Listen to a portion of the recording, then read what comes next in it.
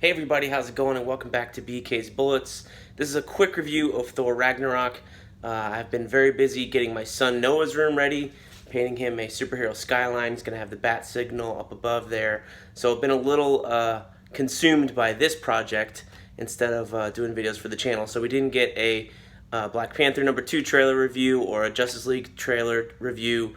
But that movie's coming out in 2 weeks, so we will have a good review up for you then.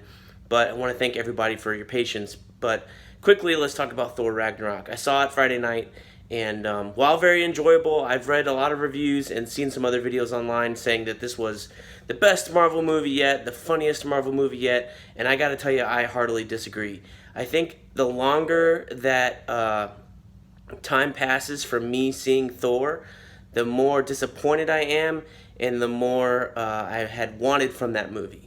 Now, I'm not a big Thor comics reader. I think I started reading Thor when JMS jumped on with Olivier Coipel. Great run, and go read it if you haven't checked that out. Basically reboots Thor and brings back all the gods and kind of explains who they are, who they were, and what their importance is to the Marvel Universe, or just the Norse mythology, which I read as a kid in one of the old mythological books and stuff. Great stuff in there. But I think my disappointment with Thor Ragnarok, while fun, while enjoyable, and while a great time at the movies, definitely worth your your 10, 15 bucks, whatever the the money is to you where you are. If you enjoy Marvel movies, definitely go see this. But I think my main complaint is that it feels like more of the same, especially this summer with Marvel movies.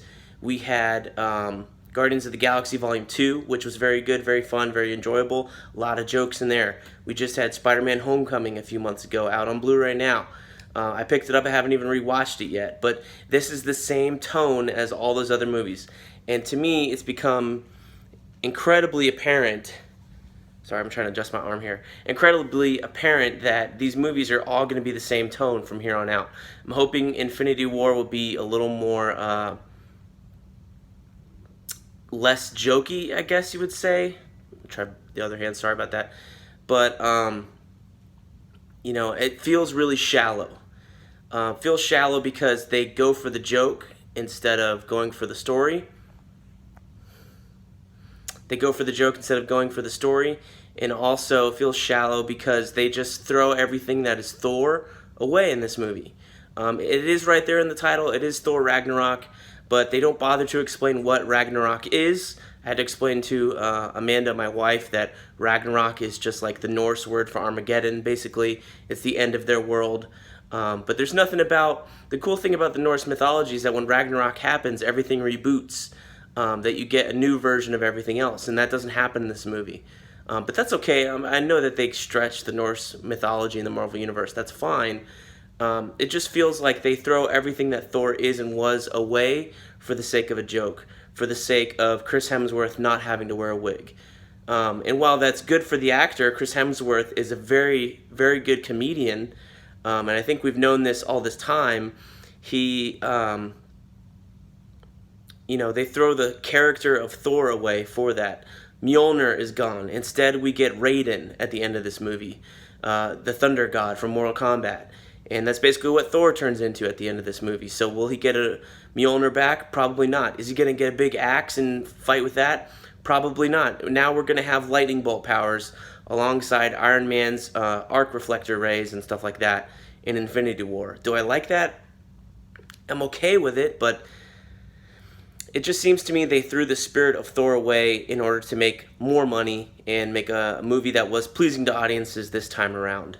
And I understand the business aspects of it, but throwing everything that is the Norse mythology away does feel cheap. Now, you may be saying, but Brent, Hela was in this movie, wasn't she? She's the main villain, right? Yeah, she's in this movie, but she doesn't feel developed. She's another victim of the Marvel movie villain syndrome. While Cate Blanchett is a 2-time Oscar winner and does a great job with the material she's given, there's not really any reason explained as to why she wants to do it. Yeah, it's a typical revenge thing, and you find out something happened with her and Odin way millions of years ago back in time, but you don't really get any real explanation. There's no flashback scene. It's just kind of like, oh yeah, we tore up the cosmos together, and then he threw me away in a prison for no reason, which we never found out. She got out of control, Anthony Hopkins says to us. And, all that stuff is unimportant to this movie because this movie exists to make Thor a jokester. He's as funny as Loki was in other movies. And this movie exists to have Hulk have half a movie with the Planet Hulk storyline kind of grafted onto this movie. And basically that whole storyline is a joke as well. The planet Sakaar is nothing like what it is in the comic books. Korg and Meek are there, but they're jokes as well. Meek is not a suppressed alien bug that's thirsting for revenge. He doesn't have any lines at all. He squeaks, and he has knives made of hands, and they make a joke about that. Korg is no longer the last remaining rock guy or anything like that. He's another joke in the gladiator pit, and he's got a high voice. While funny, while enjoyable for these 2 hours, what I'm saying is, like, the more and more time I spend away from this movie, the more I'm like, this movie, they don't get Thor. And I don't know that the Marvel movie guys have ever really gotten Thor. And it seems like because they can't get him, they're going to throw him away and we're not going to use him anymore. So expect to see Thor only in the Avengers movies or pop up. I don't think we're going to get any more regular Thor movies. And that's a disappointment because I really liked all the Asgard stuff. I really liked seeing the explanation of stuff. If you know Asgardian mythology, my arm is getting so tired. This is harder than I thought it would be. The Fenris wolf makes an appearance in here. No explanation of the significance of that. And he's barely in the movie as well, which was disappointing. We don't get the snake around Midgard, nothing of that. Nothing of Thor doing that stuff that he's supposed to be doing in the Ragnarok mythos.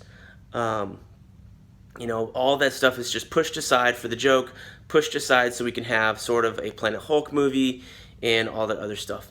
If you like the Planet Hulk storyline or are looking for a pretty good adaptation of it, I recommend the animated movie. It's not quite as strong sometimes as the DC animated movies are or have been, but it's definitely more aligned with the storyline, and it's definitely serviceable. I think it's about it's not even 90 minutes long, it's shorter than that, but it does a pretty good job of explaining the whole storyline. Or go read the 12 issues, they're great. But I feel bad for Hulk, and I feel bad for Greg Pak, who, was probably excited to see this movie, and only to find out that we just used the Thor and a Gladiator helmet component and the name of your planet, and these two characters we liked, but we throw away everything else, especially any characterization. Jeff Goldblum in this movie is just here to be Jeff Goldblum. I really didn't find him that funny. He was kind of amusing, but I think, again, in the long term, he's very shallow. There is no depth to his character. He's just another joke in this movie for you to laugh at. So that was a little bit disappointing.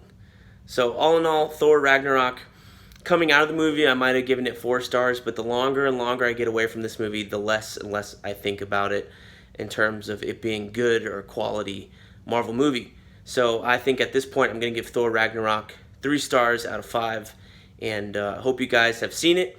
If you enjoyed it, let me know. If you didn't enjoy it, tell me why. Did you agree with me? Did you not agree with me? Let me know. And we will be back on BK's Bullets with the regular format very, very soon, and I will see you guys in the funny pages. Thanks for watching.